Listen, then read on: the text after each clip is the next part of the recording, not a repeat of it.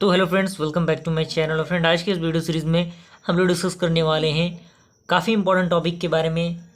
ये टॉपिक एक ऐसा टॉपिक है जिसको देखने के बाद जितने भी आपके सर्चिंग और सॉर्टिंग एल्गोरिथम होते हैं उनके टाइम कॉम्प्लेक्सिटी के बारे में आपको पता चल जाएगा। टॉपिक का नाम है time complexities of all the searching and the sorting algorithm. तो आइए हम लोग बिना किसी इंतजार के शुरू करते हैं। तो 3 केसेस आपके होते हैं। एक होता है बेस्ट केस, दूसरा होता है एवरेज केस, तीसरा होता है आपका वर्स्ट केस। सारी केसेस के लिए जो एल्गोरिथम का फॉर्मूला होता है बेसिकली टाइम कॉम्प्लेक्सिटी का, वो डिस्कस करेंगे।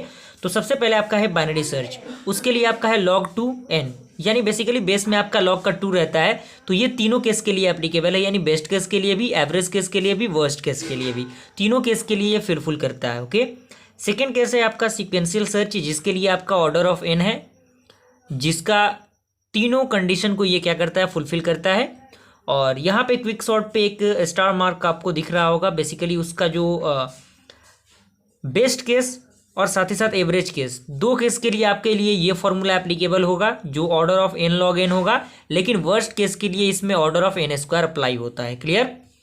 उसके बाद आपका है मर्ज सॉर्ट। मर्ज सॉर्ट के लिए तीनों कंडीशन में आपका order of n log n apply होता है, बेस्ट में भी, एवरेज में भी, वर्स्ट केस में भी। उसके बाद आपका है इंसर्शन सॉर्ट। इंसर्शन सॉर्ट में आपका जो एवरेज केस और वर्स्ट केस है, इसमें आपका जो फॉर्मूला होता है बेसिकली टाइम कॉम्प्लेक्सिटी का, वो ऑर्डर ऑफ n स्क्वायर होता है। और बेस्ट केस में आपका इंसर्शन के लिए ऑर्डर ऑफ n होता है। उसके बाद आपका आता है बबल सॉर्ट। बबल सॉर्ट के लिए तीनों कंडीशन के लिए आपका जो फॉर्मूला होता है ऑर्डर ऑफ n स्क्वायर होता है। हीप सॉर्ट में आपका बेसिकली जो होता है वो order of n log n होता है। सिलेक्शन सॉर्ट में जो आपका फॉर्मूला होता है टाइम कॉम्प्लेक्सिटी का, वो ऑर्डर ऑफ n स्क्वायर होता है। अगर हम बात करें अगला, जो कि आपका है हाइट ऑफ सीबीटी। सीबीटी यानी complete binary tree. Complete binary tree के बारे में अगर आपने डेटा स्ट्रक्चर पढ़ा होगा तो आपको नॉलेज होगा, जिसमें आपके जो रूट नोड होता है उससे आपका लेफ्ट टू राइट आपका एलिमेंट क्या होता है, फुलफिल होना शुरू होता है। बेसिकली वो कंसेप्ट होता है। तो इसमें जो आपका फॉर्मूला है टाइम कॉम्प्लेक्सिटी का, वो order of n log n है। उसके बाद आपका इंसर्शन इन हीप है, जो कि उसका टाइम कॉम्प्लेक्सिटी log n है। यहाँ पे आपको तीनों कंडीशन फुलफिल होंगे। इस कंडीशन में जहाँ जहाँ ऐसा नहीं है वहाँ पे स्टार मार्क कर दिया गया है। उसके बाद आपका कंस्ट्रक्ट जो हीप है उसका होता है n log n।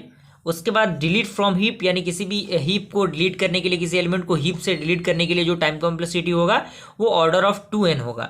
और हमफन कोडिंग होगा आपका, हमफन कोडिंग के बारे में आपने पढ़ा होगा, तो उसका जो टाइम कॉम्प्लेक्सिटी होता है n log n होता है तीनों कंडीशन के लिए। और प्रीमस के लिए भी आपका ऑर्डर ऑफ n स्क्वायर होता है। और क्रॉसकल एल्गोरिथम आपने पढ़ा होगा, तो उसके लिए order of e log e होता है। और DFS यानी डेप्थ फर्स्ट सर्च और BFS यानी ब्रेथ फर्स्ट सर्च के लिए आपका जो होता है ऑर्डर ऑफ b + e होता है। और यहाँ पे ऑल पेयर शॉर्टेस्ट के लिए जो आपका फॉर्मूला होता है ऑर्डर ऑफ NQ होता है। और जो आपका डिजास्ट्रस एल्गोरिथम होता है उसके लिए ऑर्डर ऑफ v स्क्वायर होता है। तो बेसिकली ये वेरियस टाइम कॉम्प्लेक्सिटीज हैं जो कि आपको न्यूमेरिकल क्वेश्चन सॉल्व करने में काफी मदद करता है। तो अगर वीडियो पसंद आए तो लाइक जरूर कीजिएगा। मिलते हैं ऐसे इंटरेस्टिंग वीडियो के साथ, तब तक के लिए थैंक यू।